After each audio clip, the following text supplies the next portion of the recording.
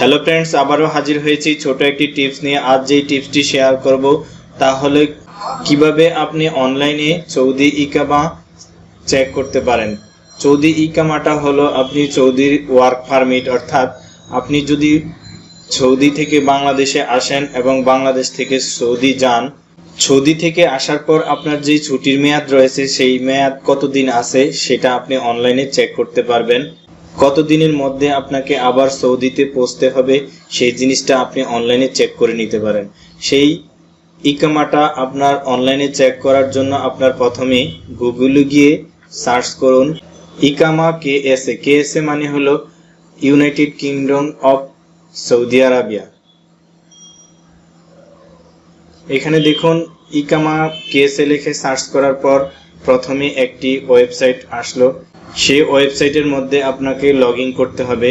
ধরুন সেই ওয়েবসাইটে যদি আপনি খুঁজে না পান তাহলে আমার এই ভিডিও ডেসক্রিপশন বক্সে একটি লিংক দেওয়া থাকবে, সেই লিংকে সরাসরি ক্লিক করেও আপনি এই ওয়েবসাইটে যেতে পারবেন। এই ওয়েবসাইটে যাওয়ার পর দেখুন এখানে আছে ভিসা ভ্যালিডিটি।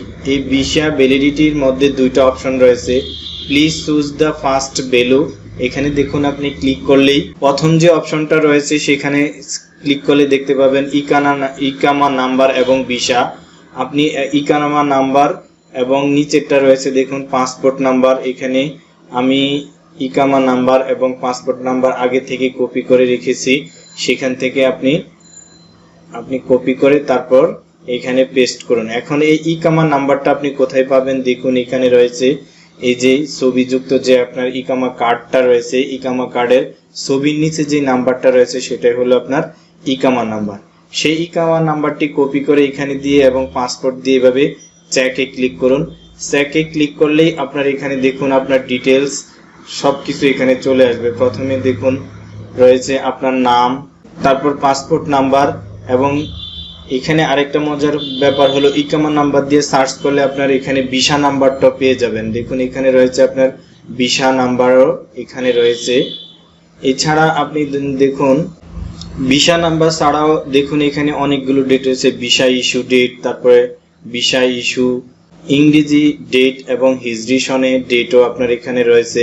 তারপরে এখানে রয়েছে দেখুন ভিসা ডিউরেশন, আপনি কতদিন বাংলাদেশে থাকতে পারবেন সেই জিনিসটা এখানে ভিসা ডিউরেশন রয়েছে দেখুন 75 ডেজ।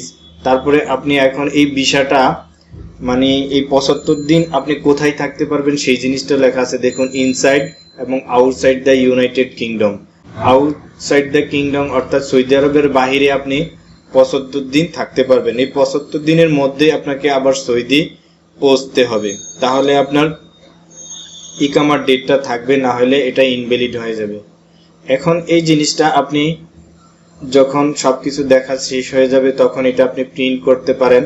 দেখুন প্রিন্ট করলে এটা অনেক ছোট আসে, সেই জন্য আপনার এটা স্কেলটা প্রিন্টের যে স্কেল সাইজটা এখানে আপনি একটু বড় করে দিয়ে দেখুন আমি 150 করে দিয়ে তারপর এটা প্রিন্ট করে নেবেন।